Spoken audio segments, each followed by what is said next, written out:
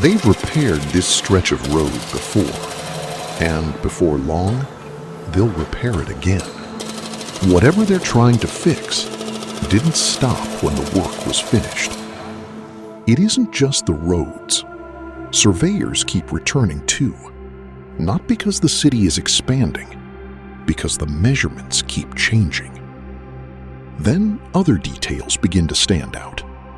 A wall that no longer sits quite straight, a sidewalk that shifted, a street repaired more than once. On their own, they look ordinary. Together, they form a pattern. And once you recognize the pattern, you begin seeing it almost everywhere. Strange ground. This is Mexico City.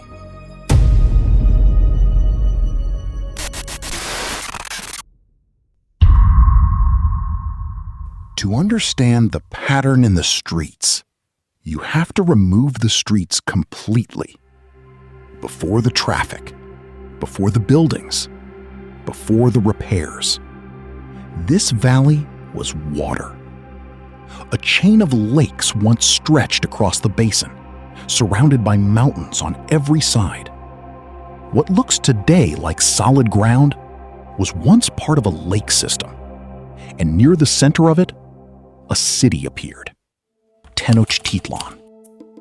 Built by the Mexica, also known as the Aztecs. Connected by causeways, crossed by canals, surrounded by floating gardens. It wasn't built despite the water, it was built because of it. For the people who lived there, water was not the problem. It was transportation, protection, food, design. The landscape was not something to defeat, it was something to work with. Then the city changed hands. The lakes were gradually drained.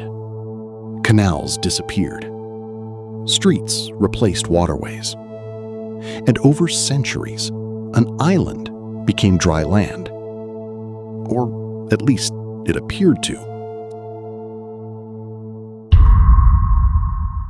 At first, that seems to explain everything. A modern city built where a lake once existed. Soft ground. Heavy buildings. Repairs that keep coming back. The theory almost works. Except the lake disappeared centuries ago. If that were the whole story, the ground should have settled long ago. It didn't. The measurements kept changing. Survey teams returned because last year's numbers are already out of date. The city they measure today is not exactly the city they measured before. The change is slow, but it continues. Then the pattern becomes stranger. Not every neighborhood moves the same way. Some areas sink faster than others. Sometimes only a few streets apart. That matters. A building can survive movement, but uneven movement is different. If one side settles more than the other, the structure twists. Walls crack. Pipes strain. Roads split. The damage comes from the difference. In some parts of the city, the ground has been measured sinking by nearly 20 inches a year. But the speed is not the only clue. The real clue is the pattern. And the pattern points downward. The answer was never visible from the street. Not in the cracks, not in the repairs, not even in the old lake itself. The missing piece was underneath it all. When the lakes disappeared, they did not take the lake bed with them. Beneath modern Mexico City, those ancient sediments are still there, layer upon layer, settled over thousands of years. The city changed. The ground beneath it did not. And for decades, the city has drawn water from below that ground. As groundwater is removed, the sediments lose support. They do not collapse like an empty cave.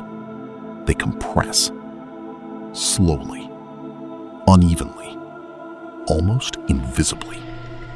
Now the earlier clues begin to connect.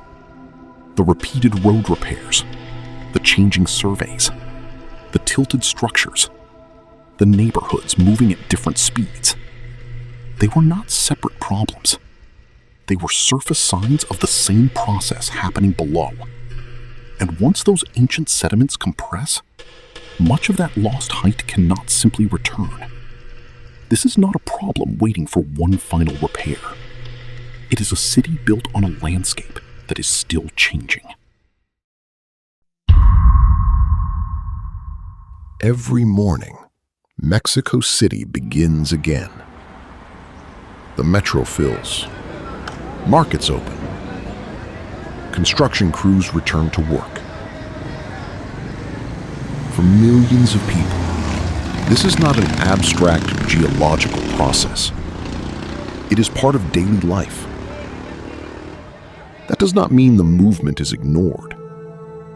Buildings are reinforced. Historic landmarks are monitored.